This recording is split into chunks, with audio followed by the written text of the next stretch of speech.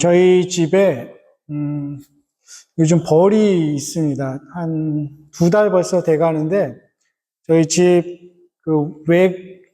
엑스테리어가 이 벽돌하고, 이게 뭐라고 하죠? 이게 판넬처럼 이게 위로는 연결되어 있는데, 그 벽돌하고 그 판넬 사이가 이렇게 뜬 것 같습니다.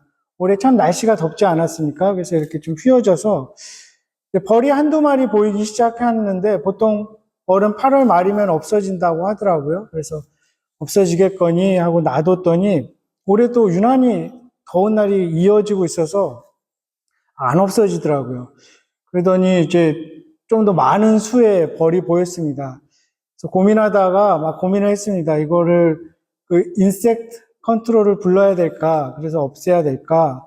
그러자니 또 경비가 얼마나 들지 모르고 그러다가 아마존에서 제가 이 벌 그 양봉하는 사람들 옷을 주문을 해서 이거를 내가 한번 어떻게 해봐야겠다 했는데 그걸 또 어떻게 해야 될지 모르겠더라고요. 그걸 다 죽여야 되니까 마음이 약해지고 딱 계속 기다렸습니다. 그랬더니 벌이 이제 많아지더니 이제 저희 집에 들어오기 시작했습니다. 아마 환풍기로 들어온 것 같아요.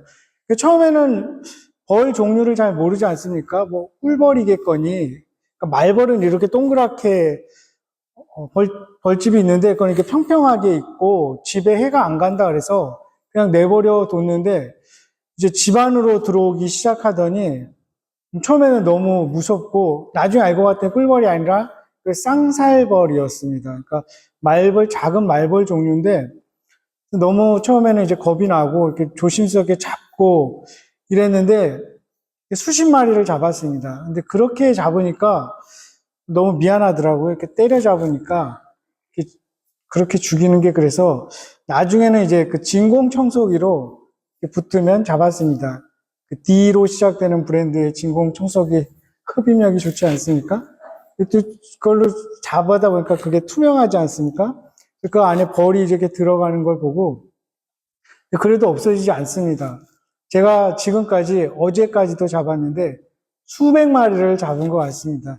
근데 마침내 그래서 이제 벌에 대해서 좀 공부를 해야겠다 해서 막 찾아왔습니다. 이걸 어떻게 해야 되나 봤더니 보통 그 생명이 30일 정도 살다가 이제 죽고 겨울이 지나면서 모든 일벌들, 다른 벌들은 죽고 여왕벌만 다른 데로 가서 겨울을 나든가 다른 데로 가서 새로 집을 짓는다고 AI가 가르쳐줘서 그걸 믿고 이제 겨울이 나기만을 지금 기다리고 있습니다. 근데 나중에는 이제 벌이 하도 집에 들어오니까 좀 익숙해지더라고요. 뭐 돌아다녀도 겁도 안 나고 그냥 방에 들어와도 한 반나절은 그냥 내버려 둬도 익숙해지는 그런 상황이 됐습니다. 그리고 쉽게 이렇게 쏘지를 않는다는 것을 알게 됐고 빛을 향해서만 이제 계속 가기 때문에 그냥 창문 쪽에만 주로 붙어 있는다는 것도 알게 됐습니다. 수백 마리의 벌을 잡고 벌을 공부하고 벌을 마주하다 보니까 이제 기도하려고 눈을 감았더니 이제 벌이 보입니다. 벌이 이렇게 막 나를 쳐다보고 있는 것 같고,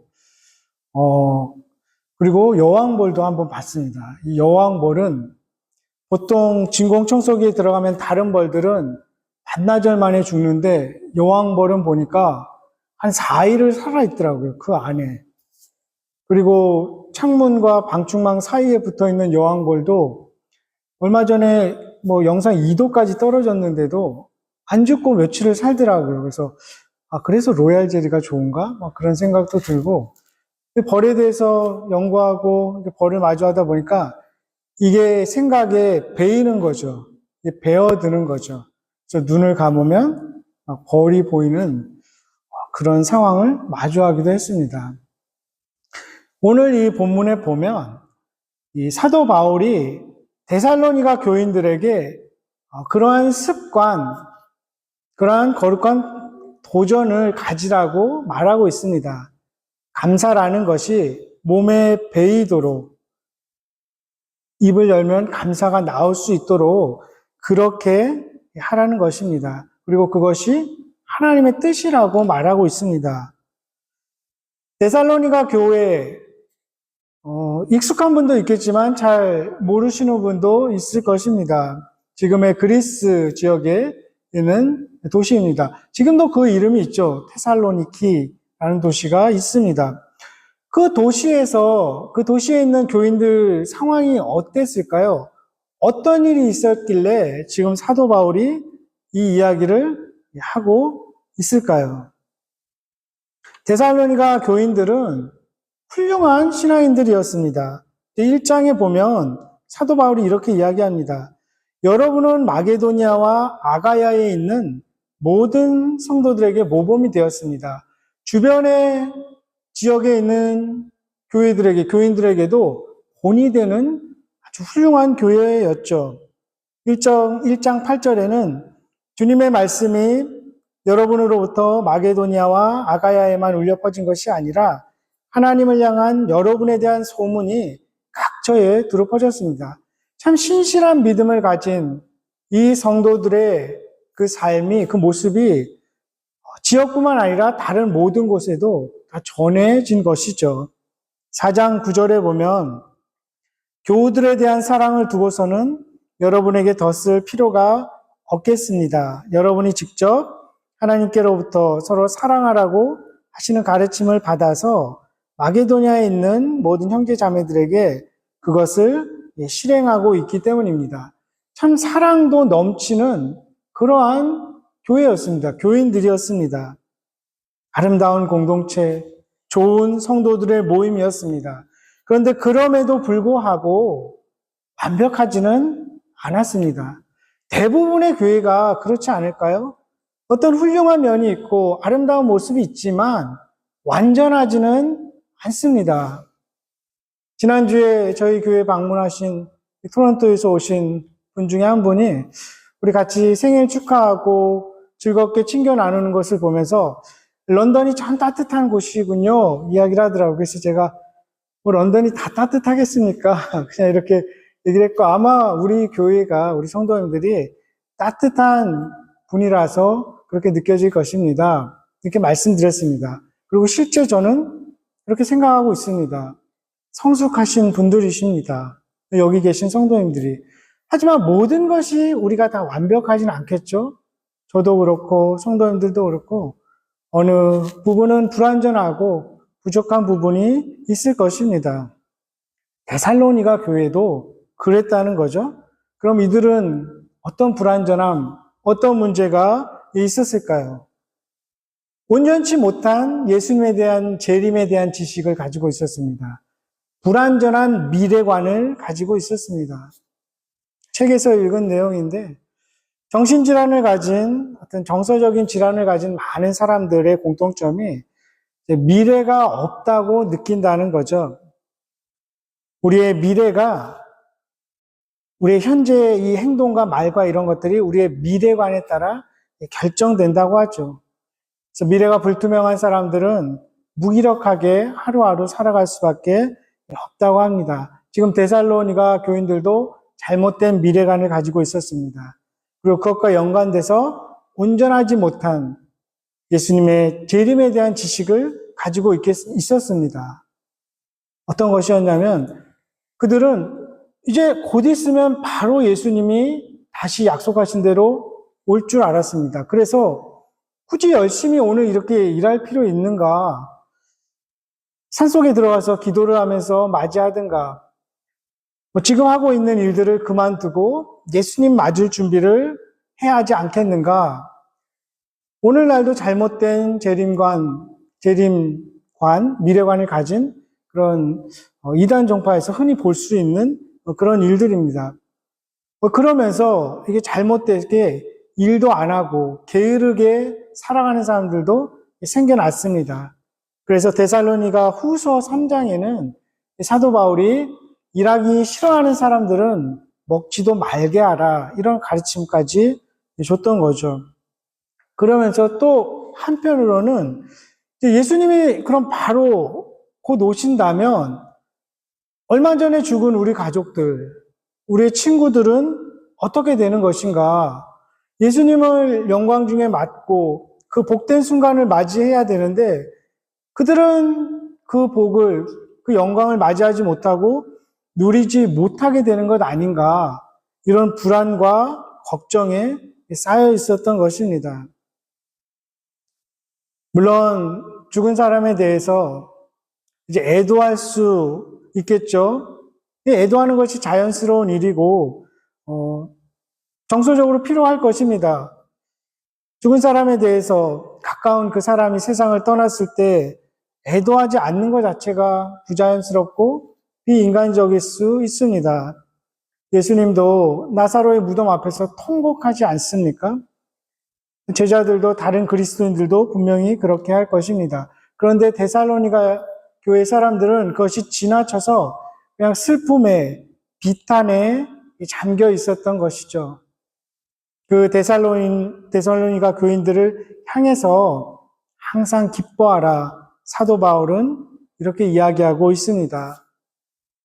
기뻐할 수 있는 이유가 무엇입니까? 우리가 그들을 다시 만날 수 있기 때문이다. 그냥 그들이 죽어서 그렇게 끝나는 것이 아니라 주님께서 다시 오실 때 그들을 다시 살리실 것이다.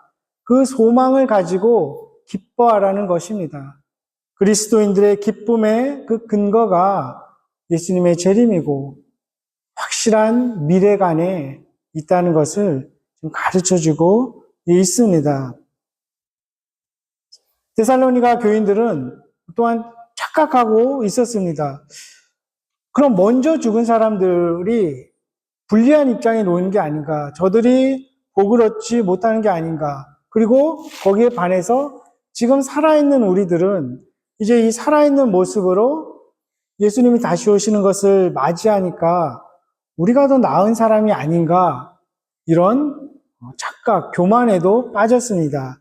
그래서 4장에는 사도 바울이 이미 죽었던 그들보다 우리가 더 낫다고 말할 수 없다, 이렇게까지 가르쳐주고 있습니다. 그리고 또 하나 문제는, 이제 그렇다면 그 예수님이 금방 오신다면 과연 언제 올 것인가, 어느 때인가, 그 날짜, 그 때에 막 포커스가 맞춰져 있었습니다. 그 교인들에게 사도 바울이 말하는 것이 추측할 필요도 없고 그렇게 지나치게 어떤 때와 시간을 알려고 노력하지 말라는 것입니다. 그리고 그것은 우리가 알 수 없다는 거죠. 예수님도 분명히 마태복음 24장에 말씀하셨습니다. 그 때와 시기는 아무도 알 수 없다. 하나님만 알 수 있다고 이야기했던 것입니다. 너무 거기에 재림에, 죽음에, 거기에만 포커스가 맞춰져 있으니까 다른 일상의 삶이 망가지는 것을 사도 바울이 보게 된 것입니다. 그리고 이 땅에서 해야 될 일에 충실하지 못했던 그런 모습을 보게 됩니다. 그런 자들에게 사도 요한이 더 나아가서 또 이렇게 소망을 줍니다. 5장 1절부터 쭉 보면 그 때와 시기를 두고서는 여러분에게 더 쓸 필요가 없겠습니다. 주님의 날이 밤에 도둑처럼 온다는 것을 알고 있습니다. 평안하다, 안전하다고 말할 때에 아기를 뵌 여인에게 해산의 진동이 오는 것 같이 멸망이 그들에게 닥칠 것이니 이때 그들은 우리가 아닌, 선택받은 하나님의 자녀가 아닌 것을 믿지 않는 불신자들을 이야기할 것입니다. 그런데 5장 4절에는 이렇게 이야기합니다. 그러나 형제 자매 여러분은 어둠 속에 있지 아니하므로 그날이 여러분에게 도둑과 같이 덮치지는 않을 것입니다. 여러분은 모두 빛의 자녀요, 낮의 자녀입니다. 우리는 밤이나 어둠에 속한 사람이 아닙니다. 정확한 날짜와 때를 알지는 못하지만 이제 주님께서 가까이 오실 때가 됐구나, 그런 징조는 알 수 있다는 것이죠. 그렇게 겸손하게 준비하면서 살아갈 때에 주님께서 우리에게 주님께서 오시는 그 징조들을 가르쳐 주시고 마침내 그날이 이르러도 우리를 늘 빛 가운데 살게 하시면서 우리를 구원하시리라는 그 약속을 주고 있는 것입니다. 그러면서 5장 9절 10절에 이렇게 이야기합니다. 하나님께서는 우리를 진노하심에 이르도록 정하여 놓은 것이 아니라 우리 주 예수 그리스도로 말미암아 구원을 얻도록 정하여 놓으셨습니다. 그리스도께서 우리를 위하여 죽으신 것은 우리가 깨어있든지 자고 있든지, 여기서 깨어있는 것은 살아있는 것이고 자고 있는 것은 이미 죽은 자들을 말합니다.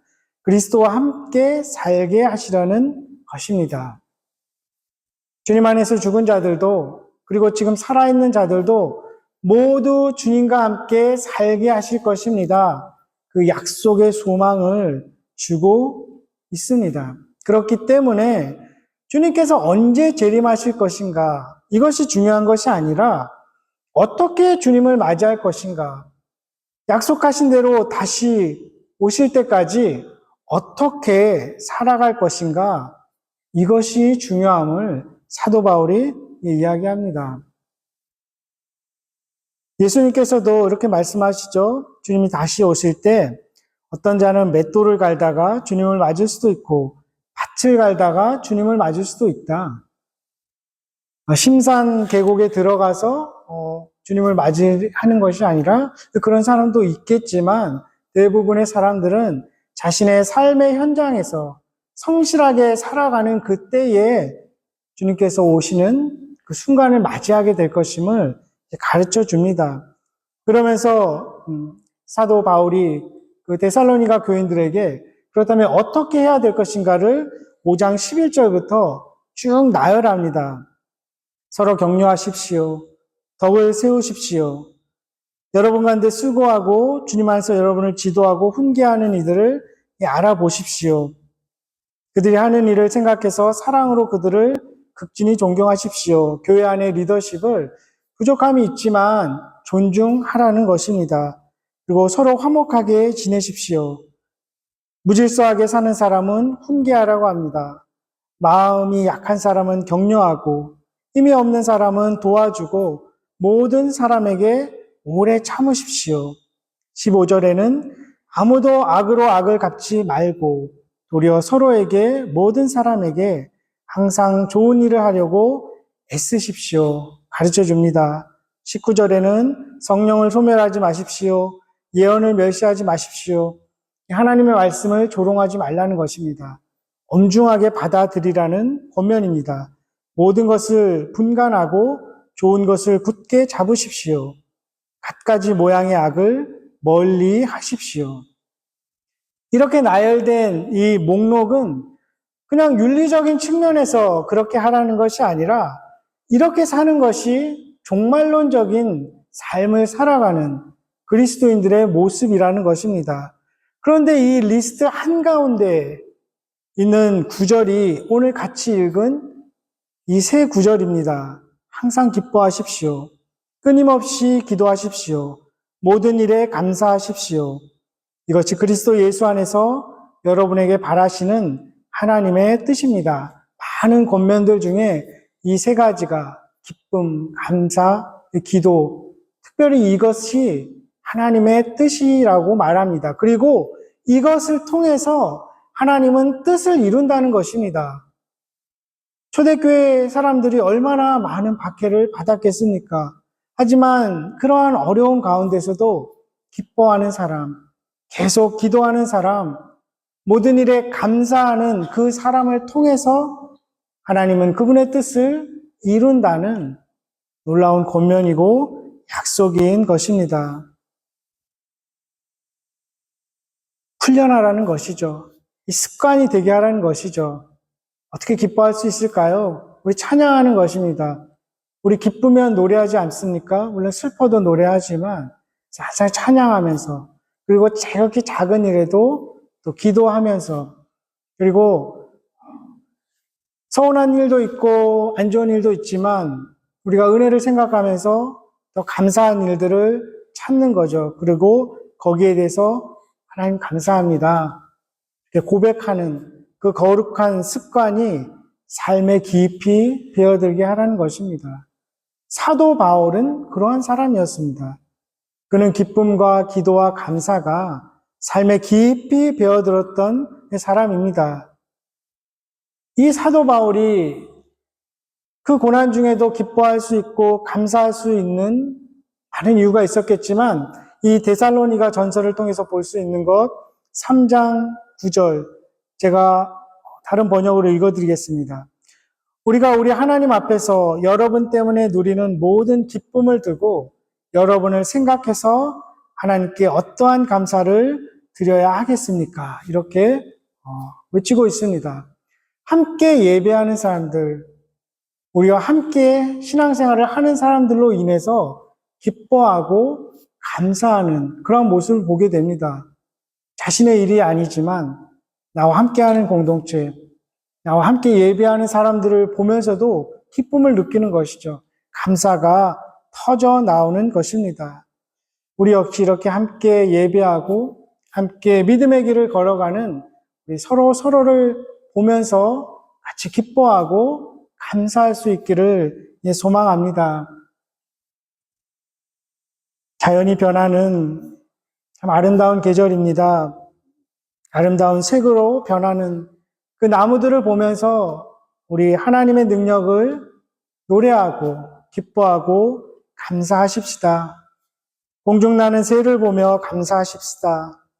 들의 백합화를 보며 감사하십시다. 그럴 때 하나님은 우리를 통해 주님의 뜻을 반드시 이루실 것입니다.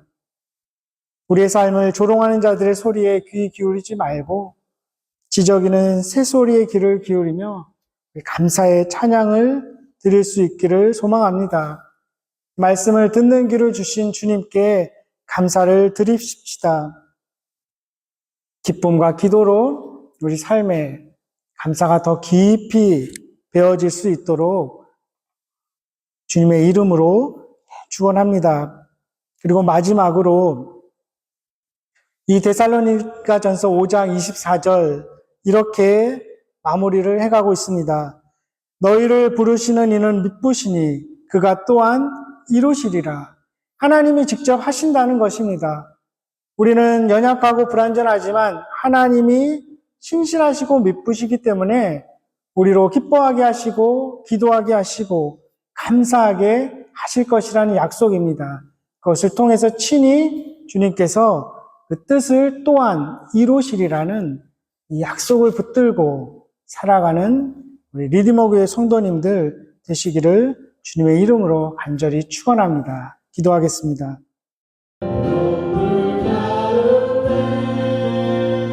빛사의